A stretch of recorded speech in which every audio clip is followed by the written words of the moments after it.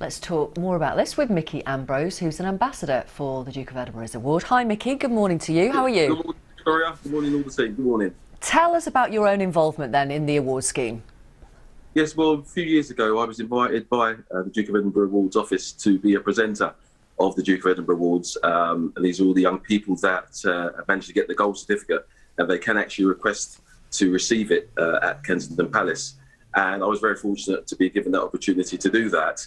And because I think it's such a great award that young people, as you've just heard from many people, to take part in. 14 to 24-year-olds can take part in it.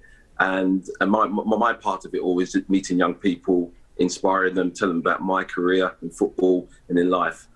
And it's been fantastic. It was fantastic. And tell us about the time when you arranged for your mum to meet Prince Philip.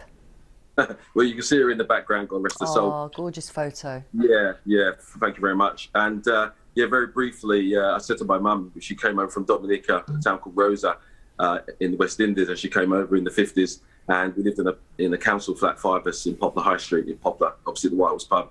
And I said to Mum, do you want to come with me to the palace because I'm giving the awards? And in a West Indian accent, she said, "Child, is the palace cold? I'm not going if it's cold." I said, "Come on, you love..." I said, "Mum, you love the royal family. We had to stand up." And Her Majesty gave her a speech at 3 o'clock on Christmas Day, and then, of course, we watched Top of the Pops after. And she came with me, accompanied by my nephew, Astea. And when he came into the room, obviously, he met the parents, he met the young people. Fantastic rapport he had with young people, and they were inspired by him. This is a man that stood shoulder to shoulder in World War II, and he used those life skills to help young people. And I can't take my hat off to him more to say that. And when I introduced my mother to His Royal Highness, I said, "Your Royal Highness, this is my mum." And he said to my mum, Mona, which was her name, and blimey, she did moan now and again, Victoria. He said, "Mona, how do you know my name?" She said. And he said, "I know everybody that comes to the house."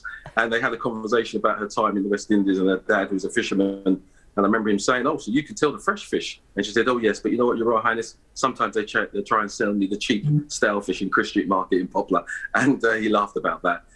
So she was so honoured to be there, from Poplar to the palace. What a story that is for a young 22-year-old coming to this country. It was fantastic. And unfortunately, about a month later in December, my mum passed away. Sorry. Yeah. And were you able to tell Prince Philip that she died not long after? Yeah, sorry. No, don't say sorry. It's absolutely fine, Mickey. No, it's okay. It's okay. It's very rarely I have a picture of my mum, believe it or not. It's the first time I've got a picture of my mum. I think the following, a few months later, I was invited again. I actually informed him that she had passed in her sleep. And I was with her. I lived with her then. And he was very gracious. He was always upright, and we know he had a style. He had this persona, and he really engaged with young people. And as your other interviewees have just said, go to the website, because the Duke of Edinburgh website, because it's fantastic. You've got Kelly Chilton at the Great Manchester Police, who's doing some fantastic work with young people in the academy there in Manchester. And Ruth Marvel, who's just now the new CEO of the Duke of Edinburgh Awards. I know she's looking to get around 350,000 young people signed up. Young people, I'm telling you now, go on it. It will give you resilience, motivation. It'll inspire you. It's great for your CV. You'll pick up so many life skills that will stay with you for the rest of your life. Yeah. Also, my kids are doing it now. One's doing a bronze, one's doing the gold. They have fun. They go on expeditions camping with no parents and no phones, and they have an absolute ball. Well, we know in our day, we didn't have mobile phones and Google. And when I give some of my talks to some of the schools in East London, I said, "You're so lucky you got Google." When I went to the library in Poplar, we got 5 library tickets and we got a book. Now they just copy and paste their homework in Google. I'm only joking, of course. But, so how things have moved forward now for young people. And, they're not taught life skills in school. We have, I suppose they have PHSE lessons and things like that. But, to go out, meet different people, and it's all cultures. The Queen was head of the Commonwealth, of course, and Prince Philip, he met all cultures, he bridged the gaps in different areas, and he inspired them. I think the same skills he obviously had in the trenches in World War II with his comrades. We mustn't forget that. Young people mustn't forget that soldiers fought for us, for this country, for democracy. And we should use it in a positive way and not the ways that some young people are doing it.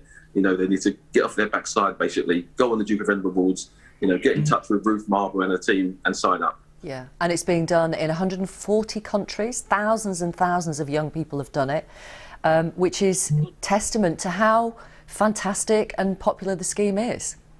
Yes, it's it's life-changing. It really is life-changing. I mean, I can sit here and tell you that, but trust me, you know, I'm headed for, believe it or not, I'm headed for my 60th birthday on 2nd of August. And you're looking good on that, Mickey, I'll tell you.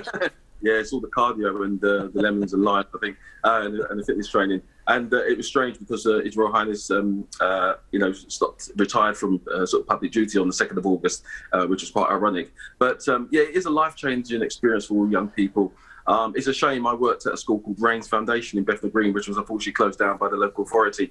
And the young people there, 500 children, were sort of moved to other schools. And I know some young people like Matilda McCormack lost the opportunity to do the Duke of Edinburgh Awards. And I'm hoping that they can do it somewhere else. But for young people now, you know, get on the website, Duke of Edinburgh Awards, have a great look at what's offered, because it's an empowering project. It's so empowering.